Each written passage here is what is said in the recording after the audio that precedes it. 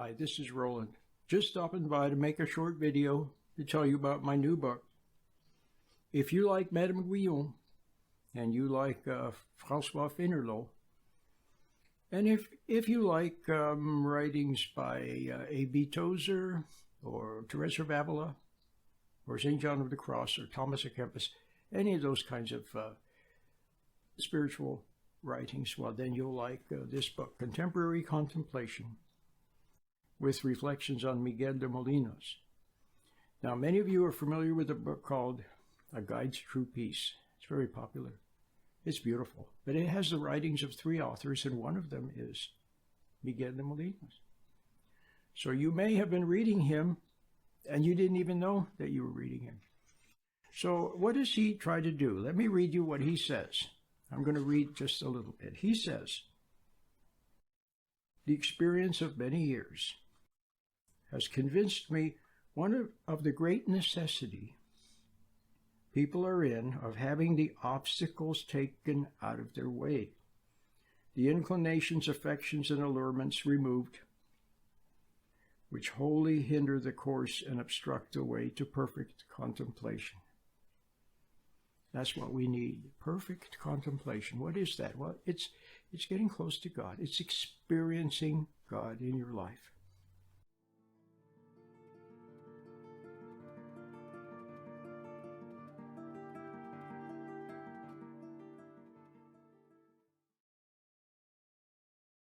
So what you want to do is you want to experience God. Now, I'll tell you one way that you can experience Him. Just do something wrong. If you're close enough to your conscience, like you were when you were a little child, now you're so far from it, your conscience probably, you don't even know it's there, or it feels just like anxiety. But when you were a little child, you were very close to God, close to your intuition. And when you did something wrong, like you got mad at your mommy, afterwards you felt bad. That's your conscience. Well, what that is your intuition. That, see, it tells you that you messed up. When you strayed from it, it tells you. And not only that, but if you really if you really were close to your intuition, instead of just telling you that you messed up, it restrains you. It restrains you when you're about to do something that's not right or say something not right. It restrains you. That is from God. See? But it has a very positive side, and that is it also guides you. And it gently nudges you in certain directions. So you must find it. You do sense it sometimes, your intuition, but you need to sense it all the time. And live according to it. And then it'll lead you to a safe life and a happy life and to true purpose. And you'll take one step at a time, just like an orchestra plays one note at a time, and your life will become a beautiful symphony. You have to find that intuition.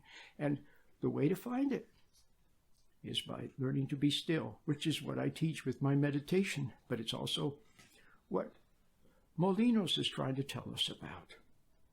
He's trying to say that contemplation is not some high and mighty term that's for super holy people or priests or monks or cardinals or bishops or something. It's simply becoming still and experiencing God instead of running from it.